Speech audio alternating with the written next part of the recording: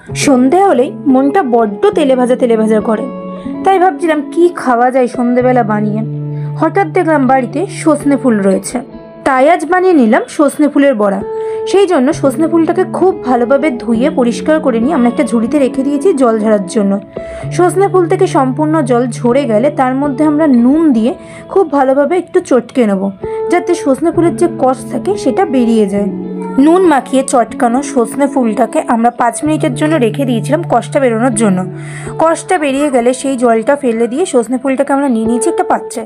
এবার আমরা এর মধ্যে অ্যাড করছি আলু সেদ্ধ। এটা অপশনাল, শুধুমাত্র বাইন্ডিংটা ভালো হওয়ার জন্যই ব্যবহার করা হচ্ছে।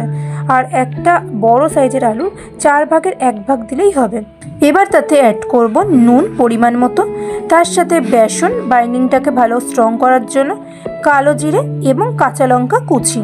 আমরা যেহেতু ঝালটা বেশি খাবো সেজন্য আমরা একটু বেশি ঝাল দিচ্ছি, ঝালটা তোমরা তোমাদের অ্যাকর্ডিংয়ে দেবে। এবার হাতের সাহায্যে এটাকে খুব ভালোভাবে মেখে নেবো আমরা। প্রয়োজন যদি হয় তাহলেই একমাত্র 1 থেকে 2 চামচ মতো জল দিয়ে পুরো ব্যাটারটাকে খুব ভালোভাবে মেখে নিতে হবে। এখানে মাখা মোটামুটি কমপ্লিট। একটু দেখিয়ে দাও টেক্সচারটা কেমন হবে। এটা একটু হালকা পাতলা মতো হবে। আমরা এখানে বেশ কিছুটা পরিমাণ সাদা তেল গরম করতে দিয়েছি।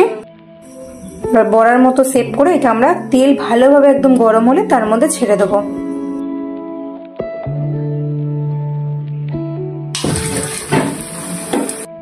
তো প্রথমে কিছুটা নিয়ে বড়ার অংশটা এটাকে হালকা করে হাত দিয়ে চেপে দেবো, যাতে তেলে দিলে খুব ভালোভাবে বড়াটা সমানভাবে ভাজা হয়।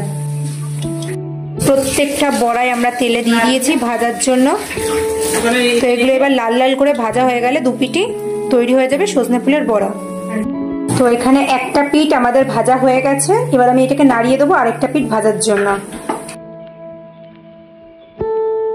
প্রত্যেকটা বড়া ভাজা হয়ে গেছে, চলো এবার এগুলোকে তুলে নিই।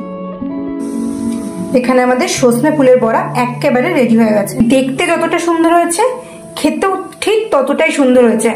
প্রচন্ড পরিমাণে মুচমুচে হয়েছে। কম উপকরণ দিয়ে বানানো ইনস্ট্যান্ট সজনে ফুলের বড়া।